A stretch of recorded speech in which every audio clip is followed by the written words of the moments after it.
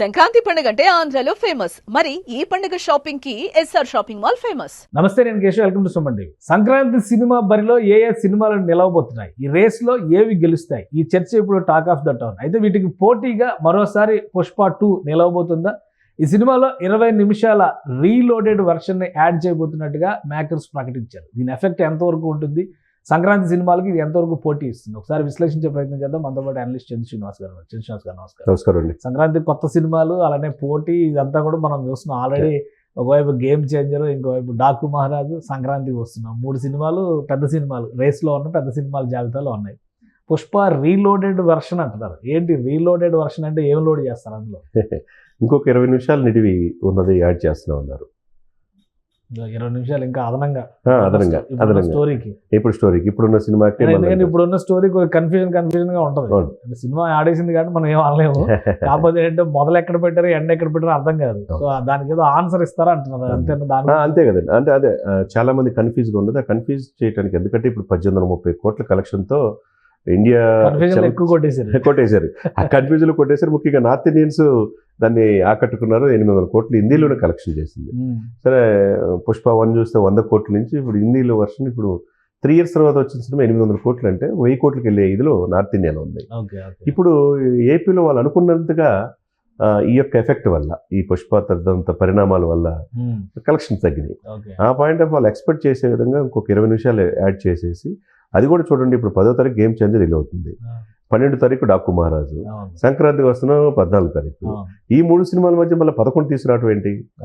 ఇది ఒక రకంగా మేమే సంక్రాంతి బరిలో ఉన్నామా అని చూపించుకోవడానికి ఒక ప్రయత్నం జరుగుతున్నట్టుగా. అంటే ఒక రకంగా వీళ్ళకి ఛాలెంజే. ఎందుకు ఈ సంక్రాంతి బరిలో ఉన్న సినిమాలు, పెద్ద సినిమాలు 2. ఒకటి గేమ్ చేంజర్, డాకు మహారాజు.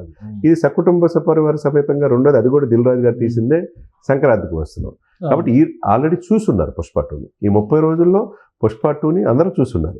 ఇంకా రీలోడెడ్ 20 నిమిషాలు వచ్చినా పెద్ద ప్రయోజనం ఉండదనేదే అవపడుతుంది. అంతేనా, లేదంటే పుష్ప 3కి తిలోదకాలు ఇచ్చేసి సినిమా కంక్లూడ్ చేసేస్తున్నారు? అంటే నాకు వచ్చిన డౌట్ అది. ఎందుకంటే ఇంకా ఏదో జపాన్ స్టోరీ రావాలంటే 3rd పార్ట్ మీద క్యూరియాసిటీ అని అన్నారు.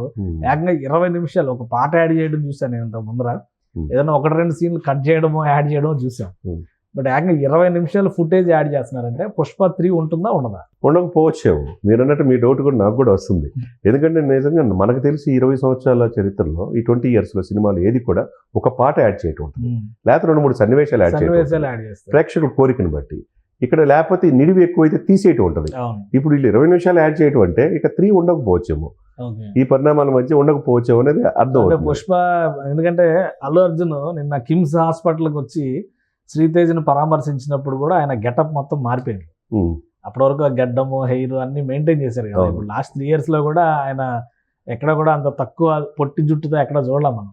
బట్ ఇప్పుడు ఆయన షేవ్ చేసేసారు, జుట్టు కత్తిరించారు. ఇక పుష్ప ఫ్రాంచైజీకి గుడ్ బై చెప్పేశారా అనిపించింది. ఇప్పుడు ఈ 1 month పరిణామాల్లో కేశవ్ గారు మీరు కూడా చూస్తే పుష్ప 3 నిజంగానే లైవ్ లో చూసినట్టుగానే ఉంది. పుష్ప 3 ఆల్రెడీ చూపించారు.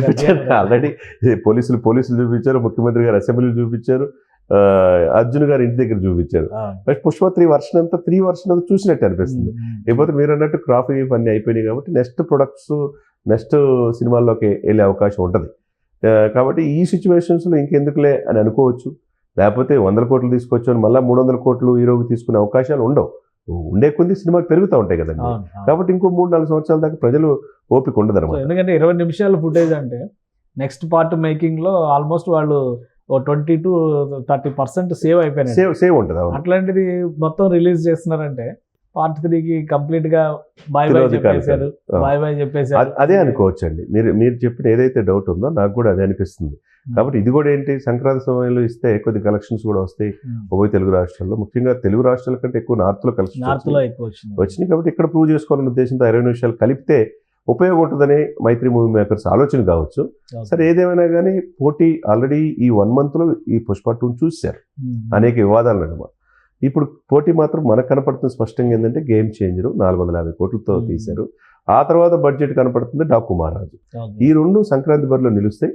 ఇక కుటుంబ చిన్న సినిమాల లెక్కన ఇది మనం సంక్రాంతికి వస్తున్నాం ఇప్పుడు సంక్రాంతికి ఎట్లాగో హిందీలో బాలీవుడ్ లో పెద్దగా పోటీ ఏమి ఉండదు, ఎందుకంటే అక్కడ పెద్దగా చేయరు. పంజాబ్ లోనో ఇక్కడ లోహిరి ఢిల్లీ ఏరియాలో అట్లా చేస్తారు తప్పితే నా. సంక్రాంతి పెద్ద ఫెస్టివల్ కాదు. వాళ్ళు రంజాన్ కి దసరాకి ఇచ్చినంత ప్రయారిటీ బాలీవుడ్ లో సంక్రాంతి టైంకి ఇచ్చే అవకాశాలు తక్కువ ఉంటాయి. కాబట్టి నార్త్ లో ఇంకా ఆడియన్స్ ని క్యాప్చర్ చేసేటువంటి ఒక ఎత్తుగడ అని దీన్ని అనుకోవచ్చా? అనుకోవచ్చు. ఎందుకంటే నార్త్లో ఇప్పుడు ఆల్రెడీ మీరు చెప్పినట్టండి 3 సంవత్సరాల క్రితం పుష్ప 1 రిలీజ్ అయినప్పుడు 100 కోట్ల కలెక్షన్ అది టాప్ అనుకున్నారు. అవును. అక్కడ ఒక తెలుగు నటుడికి అంత అవకాశం.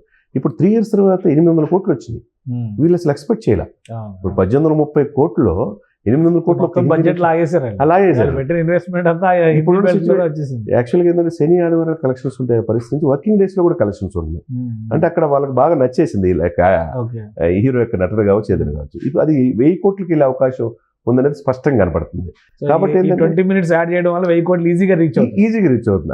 అక్కడ వర్కౌట్ అయ్యే అవకాశం ఉంది, కానీ ఇక్కడ ఆంధ్రప్రదేశ్లో తెలంగాణలో వర్కౌట్ అయ్యే అవకాశం ఉండదు అనమాట. ఈ 20 నిమిషాల నిడివి అనేది అక్కడ 1000 కోట్లు రీచ్ అవ్వడానికి స్పష్టంగా ఉంటుంది అనమాట. రైట్. థ్యాంక్ యూ చంద్రశ్రీనివాస్ గారు. ఇది పుష్ప 2 రీలోడెడ్ వర్షన్ వస్తుంది. ఏకంగా 20 నిమిషాల నిడివిని ఈ సినిమా కథకి జోడిస్తున్నారు. ఈ పరిణామాన్ని బట్టి చూస్తే పుష్ప 3 ఉండదా అనేటువంటి సందేహాలు కూడా బలపడుతున్నాయి. ఇక సంక్రాంతి బరిలో నిలిచినటువంటి సినిమాలకి గట్టి పోటీ అయితే తప్పదు. నార్త్ బెల్ట్లో ఈ చేంజ్ 20 నిమిషాలు నిడివి యాడ్ చేయడం అనేది నార్త్ బెల్ట్లో ఖచ్చితంగా పెద్ద ఎఫెక్ట్ చూపిస్తుంది. అక్కడ 800 కోట్లు ఇప్పటికే వసూళ్లు రాబట్టినటువంటి సినిమా 1000 కోట్లు రీచ్ అవ్వడానికి ఇది మార్గం వేయొచ్చు అనేటువంటి అభిప్రాయాన్ని చంద్రశ్రీనివాస్ గారు వ్యక్తం చేస్తున్నారు. ఇది special discussion. Keep watching. Suman టీవీలో మీ పర్సనల్ అండ్ బిజినెస్ ప్రమోషన్స్ కోసం కింది నెంబర్కి కాంటాక్ట్ చేయండి.